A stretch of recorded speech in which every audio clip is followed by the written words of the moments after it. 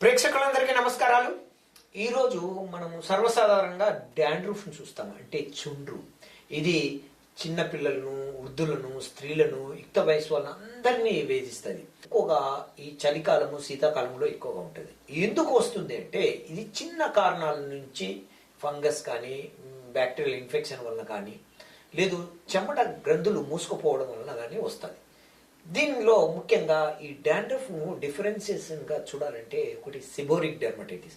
దీంట్లో పెద్ద పెద్ద ఫ్లేక్స్ కనపడుతూ ఉంటాయి. ఇక సోరియాసిస్లో ఈ పెద్ద థిక్ లేయర్ ఫామ్ అవుతూ ఉంటుంది. ఇక లైకన్ ప్లానస్, ఇవి ఒక డాక్టర్ మాత్రమే నిర్ధారించగలడు. దీనికి సరైన చికిత్స ఎలా అంటే మనము పైపూతలు మరియు ఆయిల్స్, స్ప్రేస్తో పాటు హోమియోపతిలో మనం ముఖ్యంగా విన్కామైనర్, పెట్రోలియం, గ్రాఫైటిస్, మెజీరియం, సల్ఫర్ అనే అద్భుతమైన మందులు మీరు డాక్టర్ పర్యవేక్షణలో వాడితే దీన్ని పూర్తిగా తగ్గించుకోవచ్చు. దాంతోపాటు మీరు జీవన శైలి మార్పులో ఆయిల్ ఫుడ్ తీసుకోకపోవడం, స్వీట్స్ తగ్గించడము, ప్రతి 2-3 రోజులకు తలస్నానం చేయడం వల్ల దీన్ని పూర్తిగా నివారించవచ్చు. నమస్కారాలు.